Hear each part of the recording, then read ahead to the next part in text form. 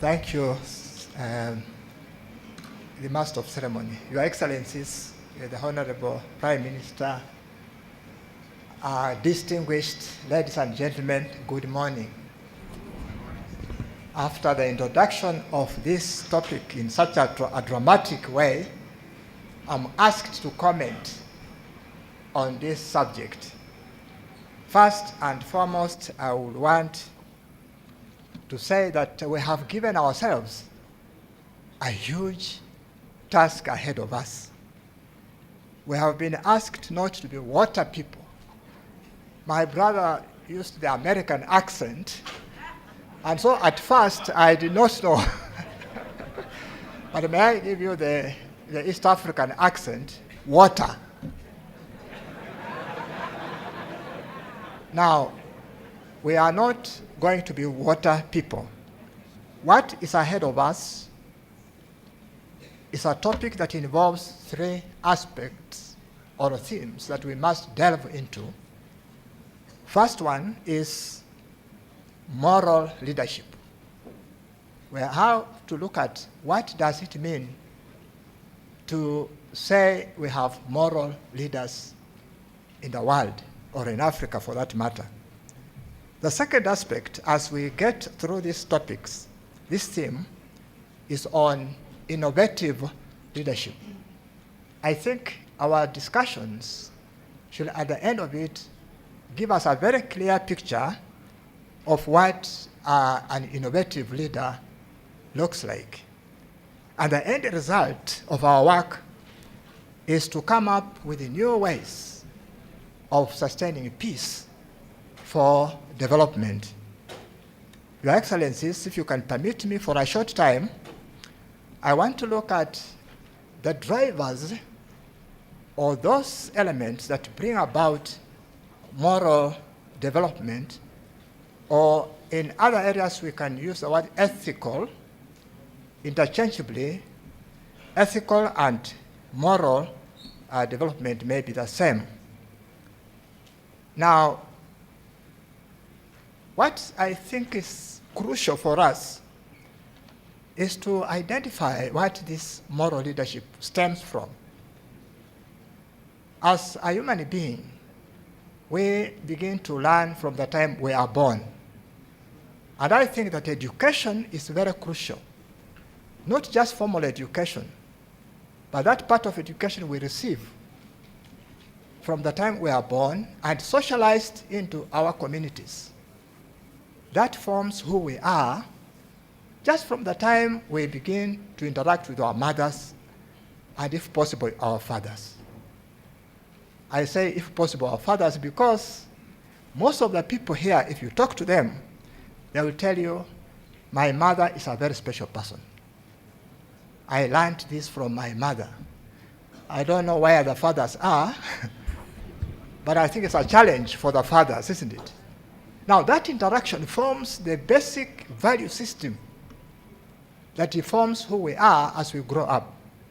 And basically, then we go through the education systems and the social life that we create, and that forms us. Now, if the education system is faulty, then we shall get faulty individuals. And I think in a conference like this on global peace, in Africa perhaps I would want to refer to that specifically. We need to look at how we develop our people through the entire education system, right from the family up to colleges and universities, because that's where people are formed, and they can be peaceful or not peaceful if we don't. Secondly, is religion. Religion plays a very important part in the formation of the value system that motivate people to act. And here I have several of us who are religious leaders. I remember my first interaction with the Global Peace Conference was when I was in America with David Caprara, the president, the vice president then. And we launched, we talked about how to bring this in Africa. We went to Philippines. We had a wonderful time to see how religion can become a movement that brings peace. We had to make the Nairobi conference that time and examined how religion was basically contributing to conflict, terrorism, and violent extremism that time.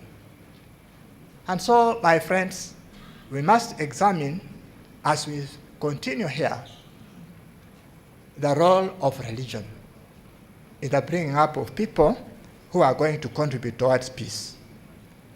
So a faulty religion, again, will cause and create faulty leadership.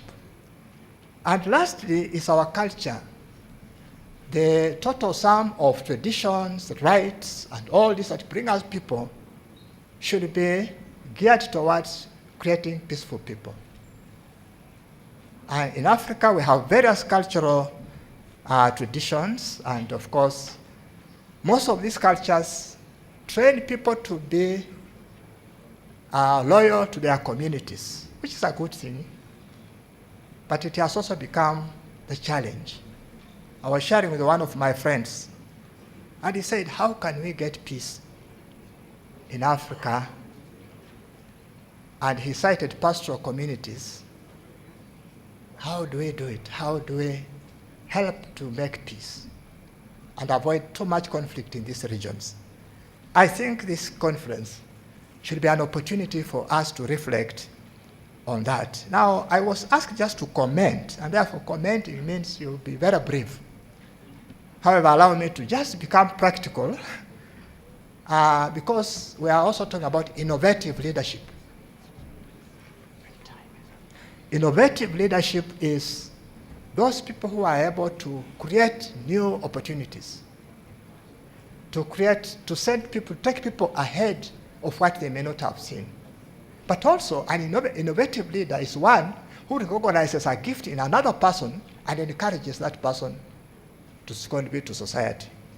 And so, my friends, we stay here for these 2-3 days to look at these challenges. But at the end of the day, we know that God being with us, there will be something new for the benefit of the entire world coming from Kampala. So may God bless us and continue to support all that we do here today. Thank you.